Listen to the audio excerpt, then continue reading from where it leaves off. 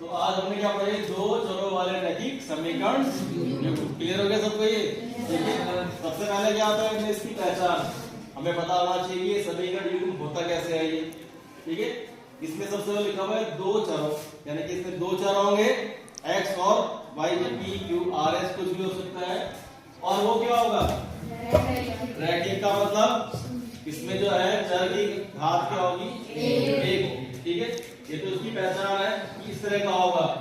फिर आता है इसका ग्राफीय निरूपण। ग्राफ कैसे कैसे बनेगा उसके लिए पता होना चाहिए पहले हमें इसका मानक रूप। ये तो सिंपल पहचान बताइए तुम्हारे को भी, इस तरह पहचान है कि ये समीकरण इस तरह का निकलेगा ये। ठीक है, लेकिन इसका मानक रूप क्या होता है, दो समीकरण होगी, वो दो समीकरण किस प्रकार की होगी, a1x + b1y + c1 = 0, a2x + b2y + c2 = 0। जो मानक रूप इसका होगा वो इस रूप का होगा, पहले x वाला आएगा, फिर उसके बाद y वाला आएगा, फिर अचर पद और इक्वल टू 0। ठीक है, अभी a1 b1 c1 a2 b2 c2 क्या है इसके बारे में जानकारी देंगे।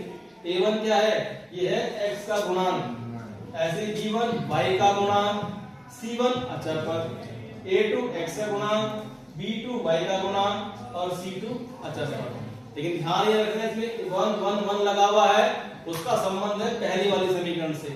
जैसे a1 क्या हुआ, पहली समीकरण में x का गुणांक, b1 क्या हुआ, पहली समीकरण में y का गुणांक, और c1 क्या हुआ, पहली समीकरण में अचर पद। ठीक, इसी प्रकार a2 क्या होगा, दूसरी समीकरण में x का गुणांक, a2 इसका लिखा हुआ है, x से लिखा हुआ है, तो दूसरी समीकरण में x का गुणांक y, b2 क्या होगा, दूसरी समीकरण में y का गुणांक 2 आ गया इसमें, और c2 क्या होगा, दूसरी समीकरण में अचर पद। ठीक है, ये हो गया इसका स्टैंडर्ड फॉर्म या इसका मानक रूप। अब हमें पहचान बताई थी शुरू में ये वाली इस तरह की, x + y = 10, 2x + y = 15। ठीक है, ये भी दो चरों वाला रैखिक समीकरण है, लेकिन ये मानक रूप में नहीं है, तो इसका मानक रूप कैसा होगा, यहाँ पे कैसा होना चाहिए ये मानक रूप में, पहले x वाला आ गया प्लस y, अचर पद यहाँ इक्वल टू के साथ, तो उसको इधर ले आएगा -10 = 0। इसी प्रकार ये वाला 2x + y, और इसको इधर ले आएंगे -15 = 0।